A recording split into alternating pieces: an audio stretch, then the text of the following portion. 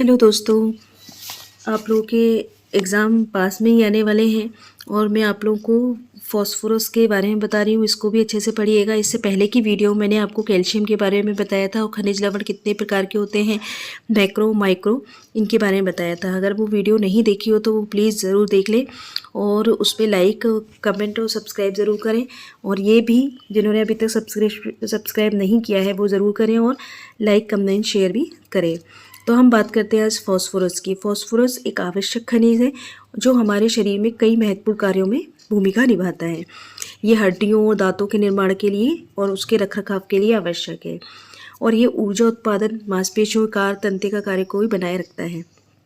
ये वयस्क मनुष्य के शरीर में 400 से 400 से 700 ग्राम फॉस्फोरस होता है। कहाँ रहता है? अस्थियों में, हड्डियों में मतलब, और दांतों में। तो ये फॉस्फोलिपिड और लेसिथिन तथा सिफेलिन का एक अनिवार्य तत्व है। तो ये हड्डियों, दांतों को तो मजबूत बनाता ही है, साथ में जो हमने मेटाबॉलिज्म पढ़ा था कार्बोहाइड्रेट का, तो उसमें जो एडीपी जो रिलीज होती है एनर्जी, उसके लिए का ये बहुत महत्वपूर्ण घटक है। और ये फॉस्फोरस मांसपेशियों के संकुचन और विश्राम में भी शामिल होता है। ये फॉस्फोरस तंत्रिका आवेगों के संचरण में भी मदद करता है। डीएनए, आरएनए जो डीऑक्सी राइबो न्यूक्लिक एसिड है और आरएनए, उनके निर्माण में भी ये शामिल होता है और जो आनुवंशिकता के लिए बहुत ज़्यादा ज़रूरी है। कौन कौन से स्रोत होते हैं, किस किस में पाया जाता है फॉस्फोरस के स्रोत? ये जैसे कि दूध में है, डेयरी उत्पाद जितने भी, दही है, छाछ है, उसमें पनीर, और मांस, मछली, अंडे, फलियां, नट्स, बीज, अनाज, इसमें फॉस्फोरस पाया जाता है। तो ये बहुत इंपॉर्टेंट है। और अगर इसकी कमी देखी जाए, देखिए कैल्शियम और फॉस्फोरस की कमी एक साथ दिखती है क्योंकि एक साथ ये वर्क करते हैं। तो ये जो न्यूक्लिक एसिड तथा न्यूक्लियोप्रोटीन का ही प्रमुख घटक है, ये सब है। अगर इसकी कमी देखी जाएगी तो ये इन सब पर इफ़ेक्ट पड़ेगा, मतलब हमारे जो नर्वस सिस्टम है उस पर भी इफ़ेक्ट पड़ेगा, हमारी एनर्जी में भी इफ़ेक्ट पड़ेगा, मेटाबॉलिज्म में भी इफ़ेक्ट पड़ेगा। तो कौन कौन सी कमी हो सकती है? जैसे कि हड्डियाँ कमज़ोर हो जाएंगी। क्यों? क्योंकि ये फॉस्फोरस और कैल्शियम मिलकर हड्डियों को मजबूत बनाता है।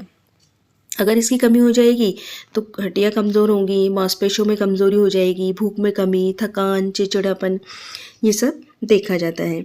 इसके अलावा ऑस्टियोपोरोसिस, रिकेट्स, वीकनेस, वॉमिटिंग और हाइपोफॉस्फेटीमिया का मतलब फॉस्फोरस की कमी होना, बहुत कमी होना, तो ये देखा जाता है।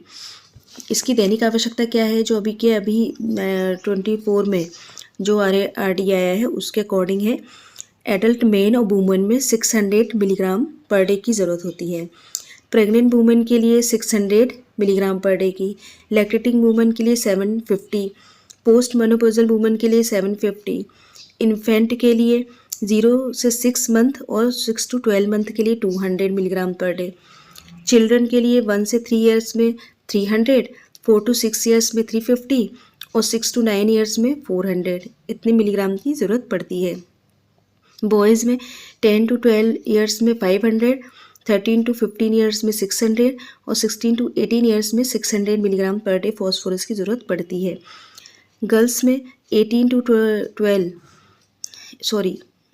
12 500, 13 to 15 600 और 16 to 18 ईयर्स 600 की ज़रूरत पड़ती है। तो ये फॉस्फोरस की क्या है? दैनिक आवश्यकता, जो कि ICMR ने रिकमेंडेड की है कि हमें इतनी मात्रा में फॉस्फोरस लेना चाहिए, जो कि हड्डियों और दांतों के लिए बहुत ज़्यादा ज़रूरी है। तो नेक्स्ट वीडियो में हम पढ़ेंगे मैग्नीशियम की क्या कार्य है। तो आप लोग जब तक कैल्शियम और फॉस्फोरस अच्छे से करें, और कोई भी क्वेश्चन हो, कोई भी क्वेरी हो तो ज़रूर पूछें, कमेंट करके बताएं कि इसमें और क्या आप लोगों को जानना है।